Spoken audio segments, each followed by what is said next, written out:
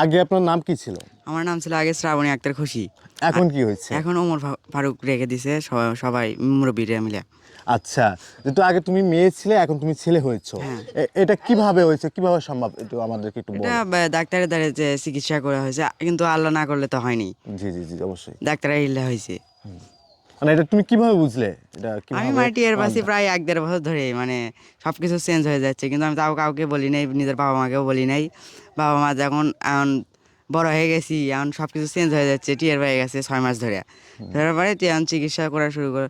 আমার মা তো প্রতিদিনই বলে যে যে চিকিৎসা করা লাগবি, সব কিছু কেনা জানি চেঞ্জ হয়ে যাচ্ছে। তা আমার বাবা তো আর্থিক সমস্যা তো অত মানে করে বানায় নাই। ওই জন্য একদিন নিয়ে গেল সোনিয়াটা আব্বু আর আমার চাচি, আমার মা আমার আর চাচি নিয়ে গেল একদিনে। জানার পরে ওরা তো পরীক্ষা করে কিছুই বুঝতে পারলো না, ওরা মানে আগে ইয়া হয়ে গেছে। এখন পরে ওরা বলে দিল যে এই মেডিকেলে নেতান লাগবি, নেতা হরমোনের ডাক্তারের কাছে দেখান লাগবি। তারপরে আমরা ওই আমার বাবা যায় সাথে সাথে যায় ওই আবু শিহাব স্যারের সাথে দেখা করে, আবু শিহাব স্যার আমার তো ভয়েস টয়েস সব কিছু শুনলো, তারপরে আমার মুখ টুক দেখলো, দেখার পরে অনেকটি টেস্ট দিল, ডিএনএ টেস্ট, মানে সব ঢাকার পরীক্ষা দেওয়ার পরে সবগুলোতেই মানে ছেলে, মানে মেয়ে মানুষের কোনো ইয়া নেই।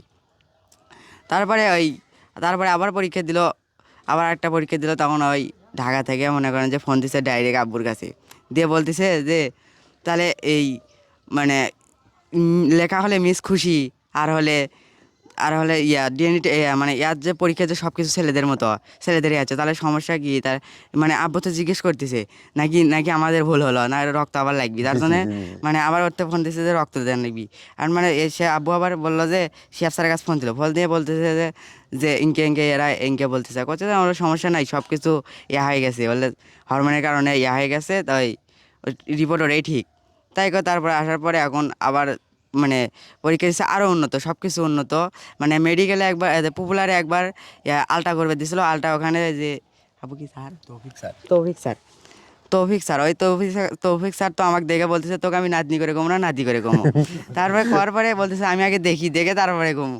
তারপরে বলতেছে, তারপর পরীক্ষা করে দেখার পরে বলতেছে তুই তো আমার ভাই রে, তুই কিসে গেলে পরে থাকিস, তাই মানে সেই বকা দিল। বকা দেওয়ার পরে মানে বকা দেওয়ার পরে বলতেছে আজ থেকে তুই এলে পাল্টাবো, চেঞ্জ করবো।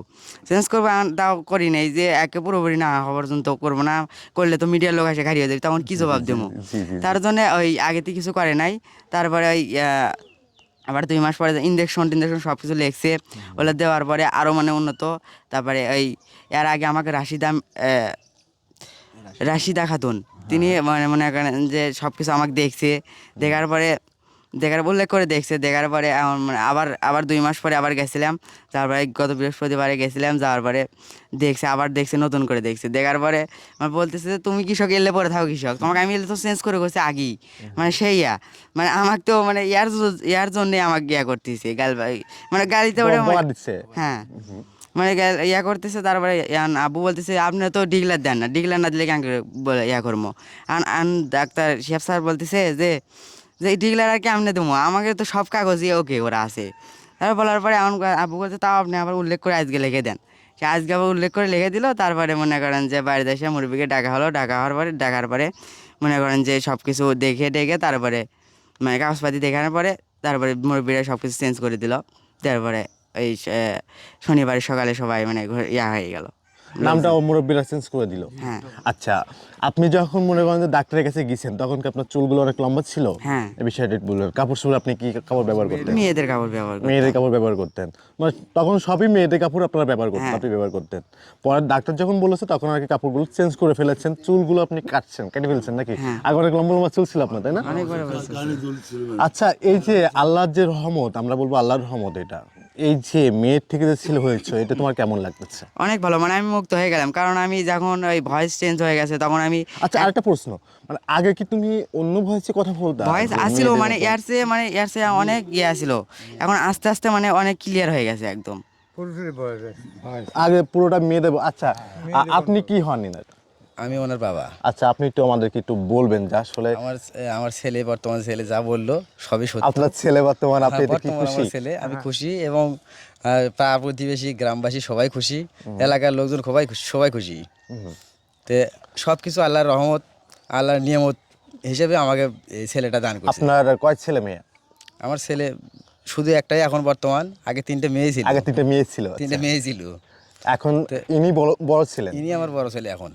আগে মেয়ে ছিল বড়, এখন আল্লাহ পাক তাকে এখন ছেলে মেয়ে থেকে বানাইছে। ছেলে করেছেন। মেয়ে থেকে ছেলে এটা বানাইছে। আপনি খুশি? এতে আমি খুশি, এলাকাবাসী সবাই খুশি। আহা।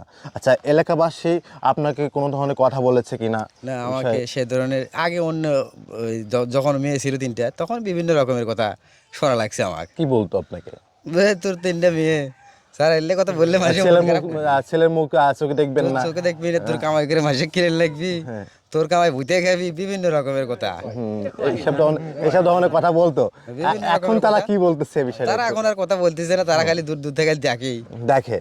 আচ্ছা, আপনি কি আল্লাহর কাছে কি চাইছিলেন কোনো নামাজের মধ্যে কিভাবে এটা আল্লাহ ডাক শুনলো, আপনার মনের ইচ্ছাটা পূরণ করলো? আপনার তো অনেক কষ্ট তো না, একটা মানুষ যখন বলতো যে তোমার 3 মেয়ে হয়েছে, তুমি অন্যদেরকে কামাই খাওয়াবা, তখন আপনার মনে একটা কষ্ট লাগতো। যাই হোক, কষ্ট তো অবশ্যই এখন ওই ক্ষেত্রে আপনার কেমন একটা ফিল আসতেছে, বা আপনি এই বিষয়টা একটু ক্লিয়ার করুন। আমি আল্লাহর কাছে ফ্রেশ দিলে আমার মনের মধ্যে কোনো, আপনি কোনো নামাজ পড়ে আল্লাহর কাছে চাইছিলেন আমি কিনা? নামাজ তো তেমন পড়ি না, তবে শুক্রবারের নামাজটা আমি মিস করি না। তবে শুক্রবারে নামাজ পড়ে আমার ফ্রেশ দিলে আমি আল্লাহর কাছে চাইছি যে আমার এই সন্তানটাকে যদি ছেলে মেনে দিল নি, আমি তো কিছুটা টের পেয়েছি। জি জি জি জি। তা আল্লাহর কাছে আমি চেয়েছি, আল্লাহ আমাকে আশা পূরণ করছে। আচ্ছা, আপনি মানুষ বলে যে আল্লাহ বলে দেয় না, দেয়। আল্লাহ দেয় তা আল্লাহর কাছে চাওয়ার মতো চাইতে হবে, অবশ্যই। আল্লাহ মতো চাওয়ার মতো চাইলে। চাওয়ার মতো আচ্ছা, চাইলে আল্লাহ সবই দেয়। কিভাবে চাওয়া যাবে?